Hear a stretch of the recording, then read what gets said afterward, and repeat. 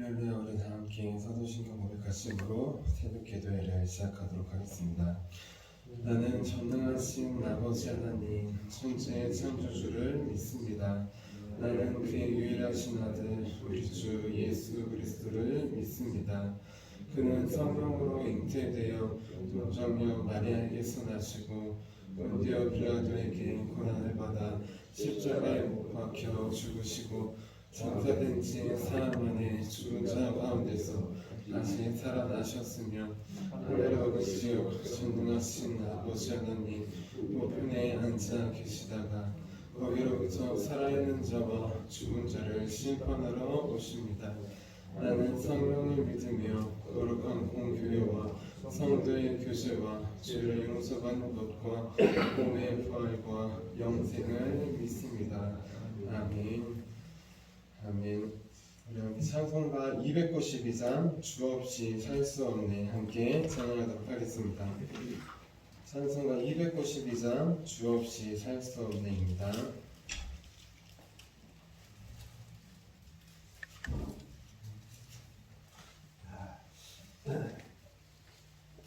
찬송가 292장 주 없이 살 수 없네 같이 찬양하도록 하겠습니다. 주 없이 살 수 없네 죄인의 구주여 그 귀한 보혈 피로 날 구속하소서. 구주의 사랑으로 보혈이 내 소망 나의 위로 내 영광 됩니다. 주 없이 살 수 없네 나 혼자 못 서리 힘없고 부족하며 지혜도 없도다.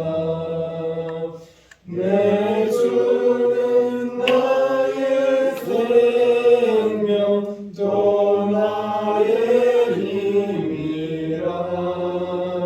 주님을 의지하여 지혜를 얻으리. 주 없이 살 수 없네 내 주는 아신다.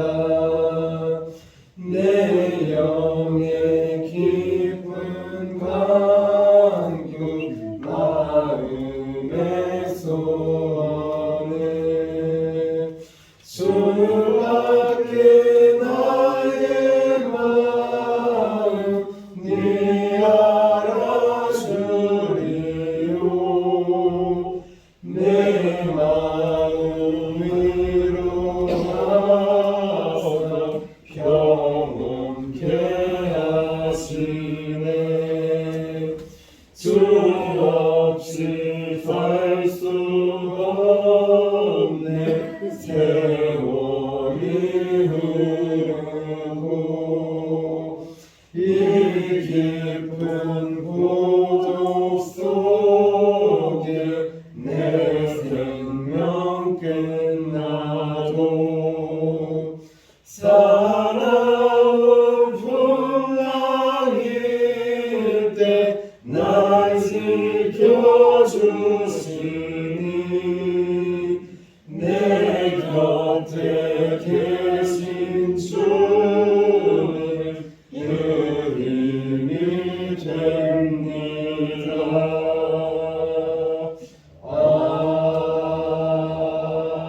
아멘. 아멘. 우리 함께 아침에 드리는 기도 함께 드리도록 하겠습니다.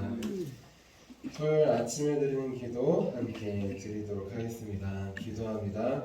주님은 나의 하나님이십니다. 내가 주님을 간절히 찾습니다. 내게 임재하셔서 나와 함께해 주소서.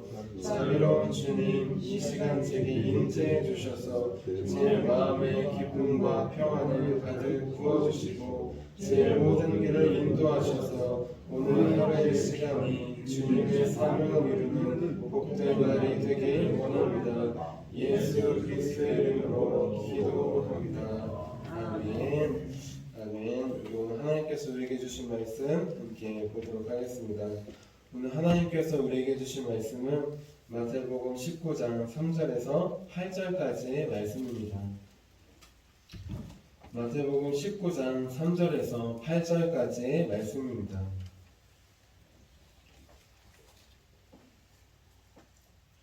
우리 함께 3절에서 8절까지 한번 한 목소리로 봉독하도록 하겠습니다. 바리새인들이 예수께 나와 그를 시험하여 이르되 사람이 어떤 이유가 있으면 그 아내를 버리는 것이 옳으니까. 예수께서 대답하여 이르시되 사람을 지으시니가 원래 그들을 남자와 여자로 지으시고 말씀하시기를 그러므로 사람이 그 부모를 떠나서 아내에게 합하여 그 둘이 한 몸이 될지니라 하신 것을 읽지 못하였느냐.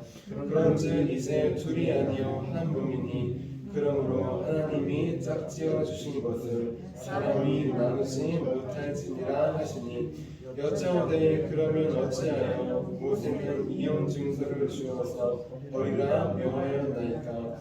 예수께서 이르시되 모세가 너희 마음에 완악함 때문에 아내 버림을 허락하였거니와 원래는 그렇지 아니하니라. 아멘. 주님의 말씀입니다. 자, 기도하도록 하겠습니다. 살아계신 주 하나님, 오늘도 말씀을 통하여서 우리를 찾아오시고 주님과 우리를 연결하신 주님의 은혜를 기대합니다. 우리 힘과 능력과 노력으로는 주님의 말씀을 하나도 알 수 없음을 고백합니다. 우리 안에 계신 성령님께서 하나라도 깨닫게 해주시고 오늘 말씀을 통해 주님께서 주신 말씀 그 하나를 붙잡고 나아갈 수 있도록, 기도할 수 있도록, 살아갈 수 있도록 우리 붙잡아 주시옵소서. 오늘도 말씀을 통하여서 우리를 찾아오시고 우리 심령과 우리 삶을 변화시킬 주님을 기대하며 살아계신 예수님의 이름으로 기도합니다. 아멘. 아멘. 우리 오늘도 나 혼자만이 아니라 하나님을 위해 그리고 이웃을 섬기기 위해 이렇게 새벽 기도에 나오신 우리 성도님들을 주님의 이름으로 환영하고 축복합니다. 우리 어제는 예수님께서 유대에 가신 이유라는 제목으로 함께 말씀을 나눴습니다. 예수님께서 갈릴리에서 유대로 가신 이유, 그 이유는 자기 자신을 위해서 가신 것이 아니라고 하였습니다. 예수님은 하나님을 위해서, 하나님의 뜻을 이루기 위해서, 그리고 병든 자를 고치기 위해서 그 먼 길을 걸어가셨다고 하였습니다. 마찬가지로 예수님은 하나님의 뜻을 이루기 위해서, 또 우리의 모든 죄를 대신 지고 죽으시기 위해서 저 하늘 영광을 버리시고 저 천국을 떠나 저 머나먼 우주를 넘어 우리에게 오셨다고 하였습니다. 이렇게 예수님 하나님의 뜻대로 또 우리를 위해서 사람을 위해서 찾아오시는 분이라고 하였습니다. 우리는 내 유익과 이익을 위해서 사람을 찾아갈 때도 있지만 때로는 이용하려고 할 때도 있지만 주님은 절대 그렇지 않으신다고 하였습니다. 오직 우리를 있는 모습 그대로 바라보시고 사랑해 주시는 분, 그분이 바로 우리 주님이라고 하였습니다. 그래서 이제 내 마음으로 내 유익과 이익을 위해서 사람을 보고 판단하고 다가가는 게 아니라 주님의 마음으로 한 영혼 한 영혼을 사랑하시는 그 주님의 마음으로 사람들에게 다가가며 바라보며 주님을 전하는 우리 저와 여러분이 되자고 하였습니다.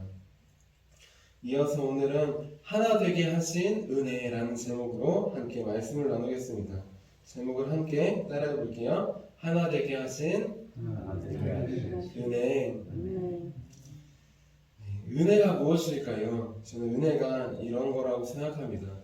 당연한 걸 당연하지 않은 것임을 깨닫는 것, 그것이 은혜라고 생각합니다. 우리에게 있는 생명, 시간, 예배, 또 예수님, 당연한 것 같지만 당연하지 않은 것이에요. 그것을 깨닫는 게 윤회입니다. 결혼 생활도 마찬가지예요. 결혼하고 살고 자녀를 낳다 보면 그게 당연한 것인 줄 알 때가 있습니다.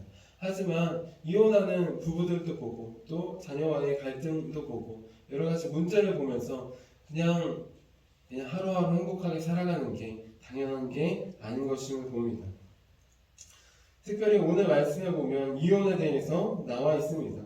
두 남녀가 사랑해서 결혼했는데 나중에 헤어지는 이혼에 대해서 나와 있어요. 여러분은 이혼에 대해서 어떻게 생각하십니까?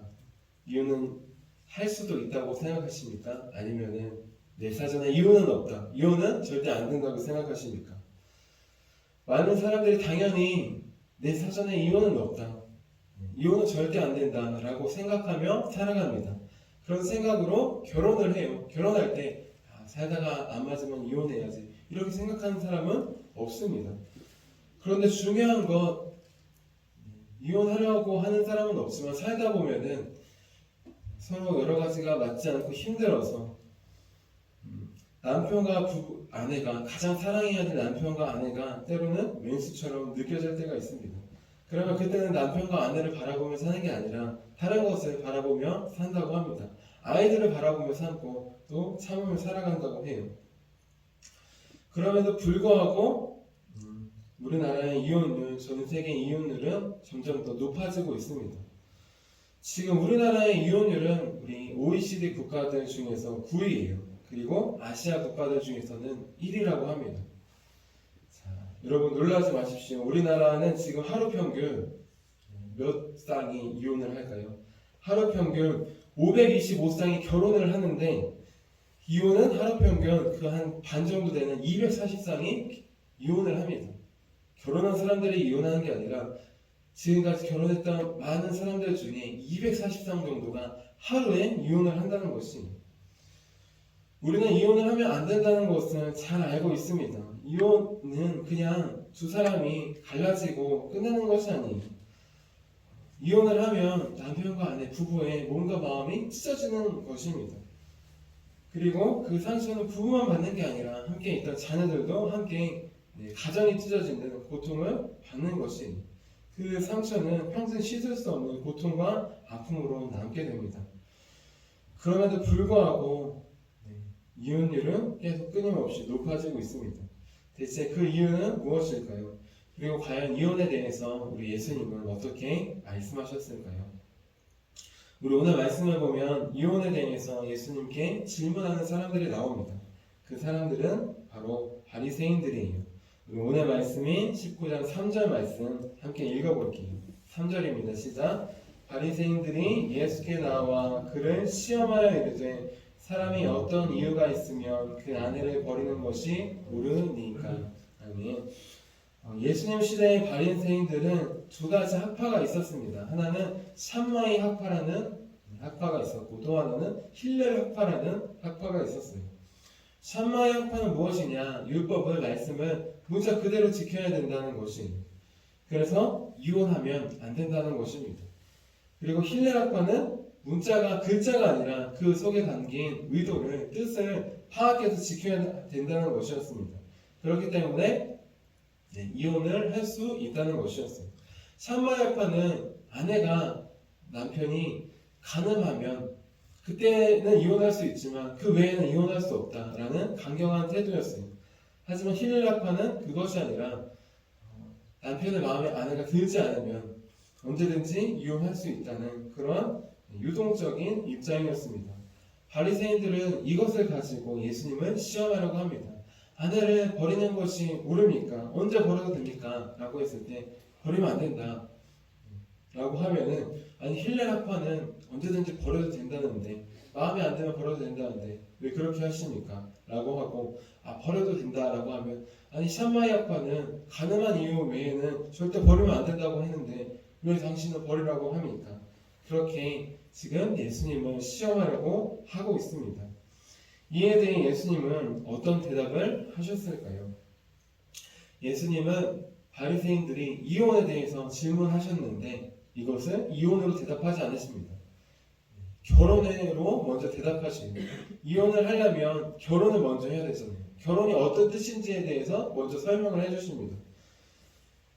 자, 오늘 말씀인 마태복음 19장 4절에서 5절 말씀 한번 읽어볼게요. 결혼에 대한 주님의 말씀입니다. 4절 5절입니다. 시작. 예수께서 대답하여 이르시되 사람을 지으신 이가 본래 그들을 남자와 여자로 지으시고 말씀하시기를 그러므로 사람이 그 부모를 떠나서 아내에게 합하여 그 둘이 한 몸이 될지니라 하신 것을 읽지 못하였느냐. 아멘. 결혼은 무엇이냐? 부모를 떠나서 남자와 여자가 하나가 되는 것입니다. 한 몸, 한 마음이 되는 것이에요. 이것이 중요합니다. 둘이 하나가 되는 것이 중요해요.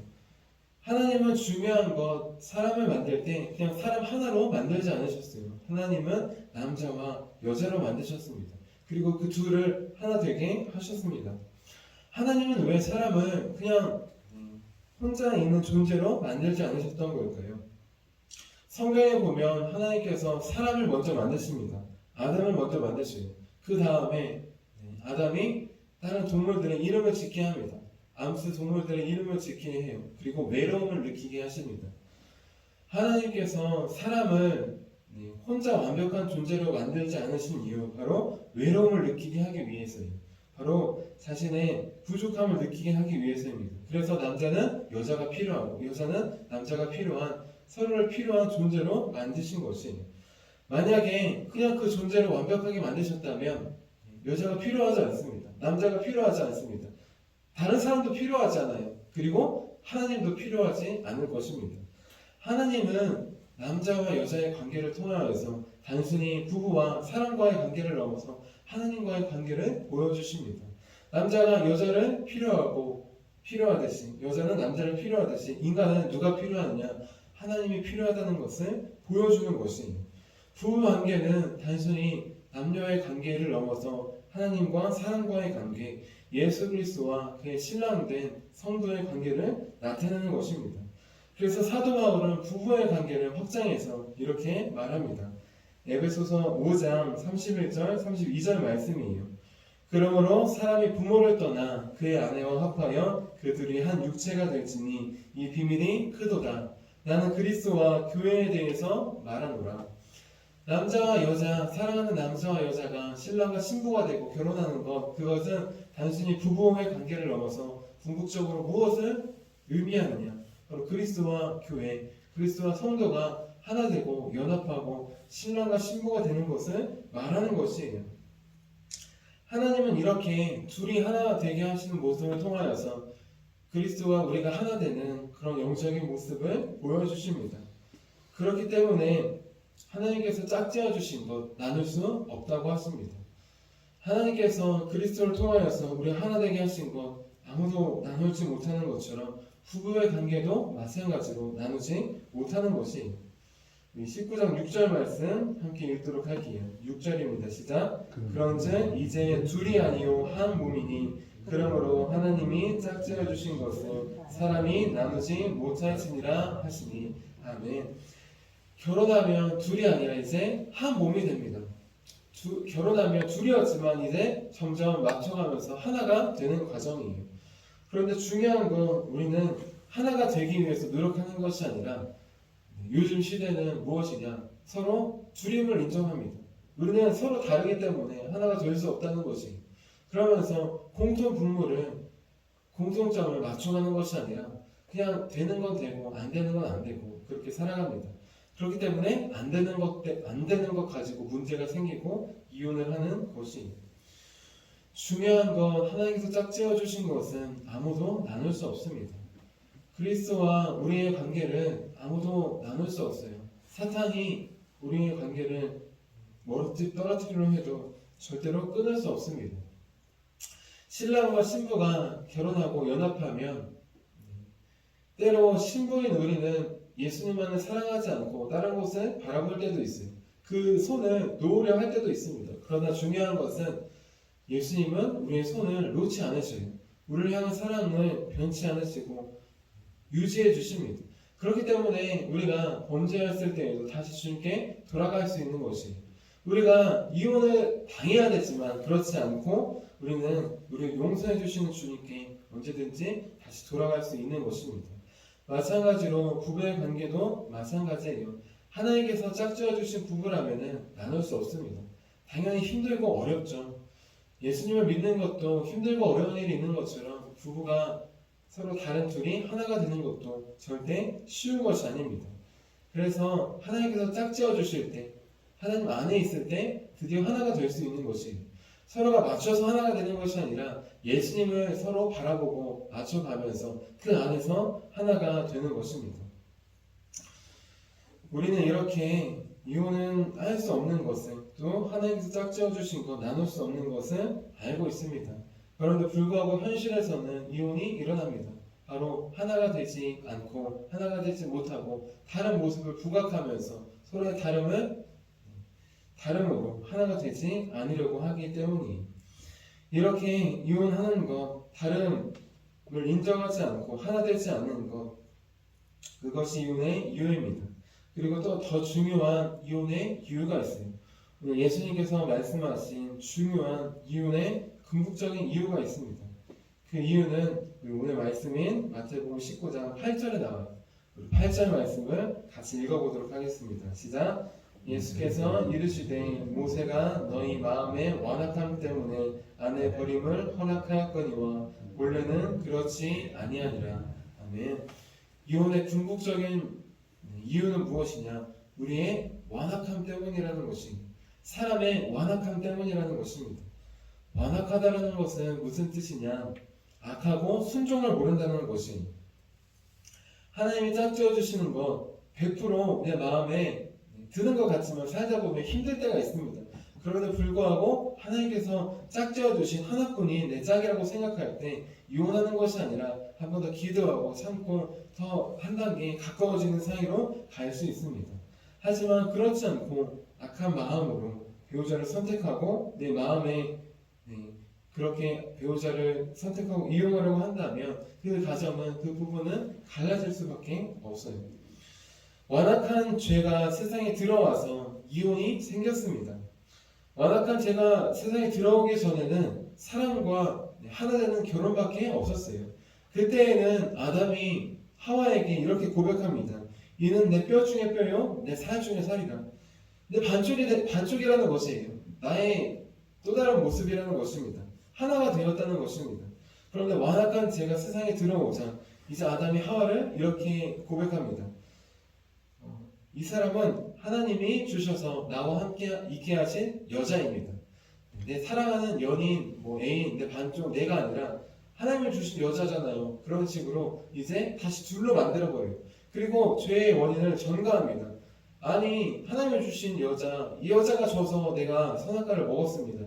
죄를 전가해요. 자, 이렇게 완악한 죄가 세상에 들어와서 다시 하나가 둘일로 분리되는 이혼이 생기게 되었습니다. 이 세상에 이혼이 생긴 이유, 갈라지는 이유, 그 궁극적인 이유는 무엇이냐? 완악한 죄 때문이에요. 결혼해서 생기는 죄가 아니라 우리는 특별히 결혼하기 전에도 이렇게 완악한 습성으로 배우자를 선택하려고 합니다. 하나님께서 짝지어 주신 사람을 찾는 것이 아니라 내가 원하는 사람을 찾으려고 해요. 그래서 사랑하지 않아도 배경을 본다던가 다른 것을 보면서 배우자를 찾기도 합니다. 그 사람 자체를 보는 것이 아니라 그 사람의 집안을 보기도 하고 학벌을 보기도 하고 재산을 보기도 하고 직업을 보기도 하고 그렇게 외적인 모습을 바라보면서 배우자를 선택하고 결혼하려고 합니다. 마치 노아의 홍수 이전에 하나님의 아들들이 하나님을 믿는 자들이 하나님의 딸들이 아니라 세상의 딸들, 세상의 아름다운 딸들, 그 외적인 모습을 보고 결혼하고 타락한 것처럼 지금 시대는 하나님께서 짝지어 주신 사람이 아니라 내 마음에 드는 사람, 나를 유익하게 하고 내게 이익이 되는 사람을 찾으려고 합니다.